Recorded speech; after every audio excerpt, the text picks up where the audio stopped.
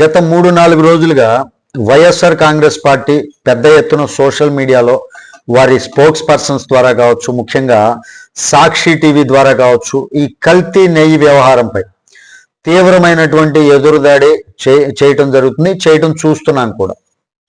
వైఎస్ఆర్సీపీకి ఇది కొత్త స్ట్రాటజీ ఏం కాదండి. ఎప్పటి నుంచో వాళ్ళు చేస్తున్నటువంటి ఏదైతే వాళ్ళు చేసేటటువంటి పనుల్ని ఎదుటి వారి మీద రుద్దటం అనేది ఎప్పటి నుంచో వస్తున్నటువంటి ఆనవాయితీ. ఇదేం కొత్త స్ట్రాటజీ ఏం కాదు.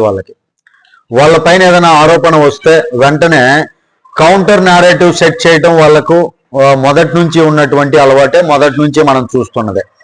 లైక్ ఎలాగైతే వాళ్ళ బాబాయ్ హత్యకి వివేకానంద రెడ్డి గారి హత్య జరిగితే దాన్ని నారాసుర రక్త చరిత్ర అంటూ పొలవటం, ఇలాంటివన్నీ కూడా వాళ్ళు ఎదురుదాడి చేయటం వాళ్ళకి అలవాటు అనమాట. ఈ ఎదురుదాడిలో 2 ప్రధాన పాయింట్లు ఉన్నాయి. ఇప్పుడు ఏదైతే ఇందాపూర్ డైరీ అండ్ హెరిటేజ్ యొక్క లింక్ ఏదైతే ఉందో ఆ లింక్ లో 2 పాయింట్లు ఉన్నాయండి. పాయింట్ నెంబర్ 1 మనం చూసినట్లయితే వాళ్ళు చెప్తుంది ఏంటి, మహారాష్ట్రలో ఉన్నటువంటి ఇందాపూర్ డైరీ అనేటటువంటి కంపెనీకి హెరిటేజ్ ఫుడ్స్ కి సంబంధం ఉంది. ఇక్కడ హెరిటేజ్ ఫుడ్స్ కి ఉన్నటువంటి సంబంధం ఏంటంటే, హెరిటేజ్ కంపెనీ వాళ్ళు కొన్ని ప్రొడక్ట్స్ అక్కడ తయారవుతాయి అన్నమాట. ఇందాపూర్ డైరీ గతంలో టీటీడీకి నెయ్యి సప్లై చేసింది, ఓకే కాదంట్లో వాళ్ళు చెప్తున్నటువంటి పాయింట్ రైట్, నెయ్యి సప్లై చేసింది.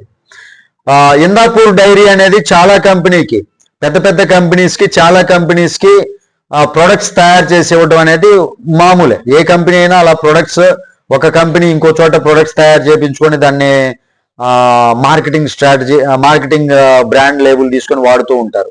ఇలాగా అలా ఉంది తప్ప యాక్చువల్లీ ఇందాపూర్ డైరీ టీటీడీకి నెయ్యి సప్లై చేసినంత మాత్రాన వీళ్ళదే ఆ నెయ్యి అంటాం కరెక్ట్ కాదేమో. ఓకే, అక్కడి నుంచి వాళ్ళు తీసుకున్నటువంటి రాజకీయ కోణం ఏంటి, ఇందాపూర్ డైరీ టీటీడీకి నెయ్యి సప్లై చేసింది, దానిలో నుంచి వైసీపీ వాళ్ళు తీసుకున్నటువంటి రాజకీయ కోణం ఏంటంటే, ఇందాపూర్ అంటే హెరిటేజ్, హెరిటేజ్ అంటే చంద్రబాబు నాయుడు గారి కుటుంబాన్ని, కాబట్టి ఇది చంద్రబాబు గారికి పూర్తిగా లింక్ ఉన్నది అంటున్నారు.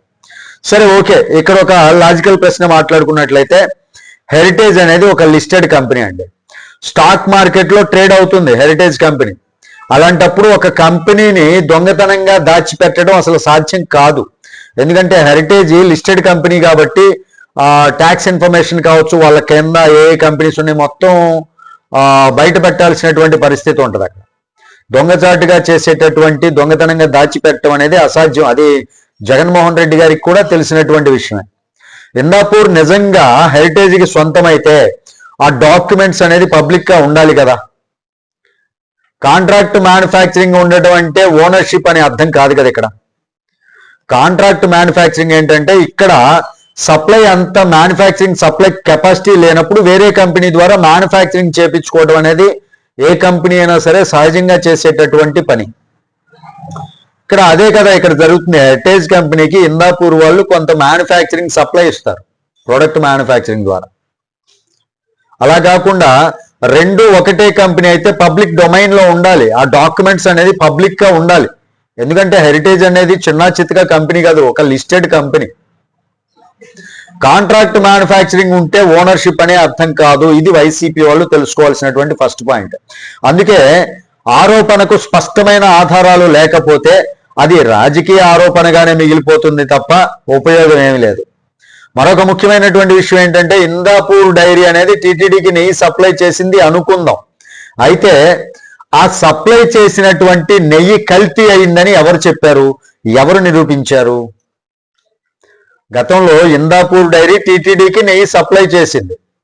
ఆ ఇందాపూర్ సప్లై చేసినటువంటి నెయ్యి కల్తీ జరిగిందని ఎవరు నిరూపించారు? దానికి సంబంధించినటువంటి నిరూపించినటువంటి సాక్ష్యాలు ఎక్కడున్నాయి? కల్తీ జరిగింది ఇందాపూర్ నెయ్యి సప్లైలో అనేటటువంటి విషయం ఎక్కడుంది? సప్లై చేసింది అనేది ఒక విషయం, కల్తీ చేసింది అనేది మరో విషయం. ఈ రెండింటినీ కలిపి చూడటం ప్రజల్లో కన్ఫ్యూజ్ సృష్టించడమే అవుతుందన్నమాట. ఇప్పుడు వైసీపీ వాళ్ళు చేస్తుంది అదే. ఇలాంటి కన్ఫ్యూజన్ స్టేట్ ని ప్రజల్లో క్రియేట్ చేస్తున్నారు. ఇక పాయింట్ నెంబర్ 2, ఇక్కడ రెండో వాదన ఏంటంటే, కల్తీ జరగలేదన్నారు. ఫస్ట్ లో ఏం చెప్పారు, సిట్ రిపోర్ట్ లో ఇచ్చింది కదా, కల్తీయే లేదు, మాకు క్లీన్ చిట్ ఇచ్చింది అన్నారు వైసీపీ వాళ్ళు. ఇప్పుడేమంటున్నారు, కల్తీ జరిగింది కానీ 2004 జూన్ జూలైలో కొత్త ప్రభుత్వ కాలంలో జరిగింది అంటున్నారు. ఇక్కడ నేరేటివ్ మార్పు అనేది స్పష్టంగా కనిపిస్తుందండి మనకి. వైసీపీ వాళ్ళు ప్లే చేసినటువంటి 2 నాలుకల ధోరణి ఏదైతే ఉందో, ఈ 2 నాలుకల ధోరణి అనేది స్పష్టంగా కనిపిస్తుంది. కొత్త ప్రభుత్వం వచ్చి 2 నెలలు కూడా కాలేదు, కొత్త ఈవో టెస్టింగ్ చేపించాడు, సరైంది కాదని గుర్తించి వెనక్కి పంపించారు. అది వెనక్కి వెళ్ళి మళ్ళీ వేరే ప్యాకేజింగ్ తో వచ్చిందని ఇప్పుడు విచారణలో బయటపడింది అంటున్నారు. అయితే ఇది కొత్త ప్రభుత్వం చేసినటువంటి పని అవుతుందా? ప్రభుత్వం వచ్చి 2 నెలలు అయింది అప్పటికి. మీరు చెప్తున్నటువంటి, అంటే వైసీపీ వాళ్ళు చెప్తున్నటువంటి దాని ప్రకారం ఆ 2 నెలల కాలంలోనే ఆ ఈవో ఎవరైతే ఉన్నారో ఆ టెస్టింగ్ చేసి కల్తీ జరిగిందని చెప్పి వెనక్కి రిటర్న్ చేశారు. ఆ రిటర్న్ చేసింది మరలా ప్యాకేజింగ్ మార్చి మరలా పంపించారనేది విచారణలో బయటపడిందని మీరే అంటున్నారు, అంటే వైసీపీ వాళ్ళే అంటున్నారు. అయితే ఇక్కడ మనం గుర్తుంచుకోవాల్సింది, ఇది కొత్త ప్రభుత్వం చేసినటువంటి పని ఎలా అవుతుంది, అసలు అవుతుందా, లేక ముందే ఉన్నటువంటి సప్లై చైన్ లో లోపమా? ఇక్కడ మరో కీలక అంశం వస్తుందండి. సిబిఐ రిపోర్టు ప్రకారం 5 ఏళ్ల పాటు నిరంతరాయంగా కల్తీ నెయ్యి సప్లై జరిగిందని చెప్తున్నారు. అంటే సుమారు 68 లక్షల కిలోలు, దాదాపు 240 కోట్ల రూపాయల విలువైనటువంటి నెయ్యి. ఇది నిజమైతే ఇది ఒక రోజు లేదా ఒక నెలలో జరిగినటువంటి వ్యవహారం కాదు కదా, ఇది ఒక వ్యవస్థాపరమైనటువంటి సమస్య. ఇక్కడ అసలు ప్రశ్న ఏంటంటే, ఒకవైపు కల్తీ జరగలేదని చెప్పడం, మరోవైపు కల్తీ జరిగింది కానీ వేరే ప్రభుత్వం చేసింది అని చెప్పడం. ఇవే 2 విరుద్ధ వాదనలు ప్రజల్లో సందేహం కలిగిస్తున్నాయండి.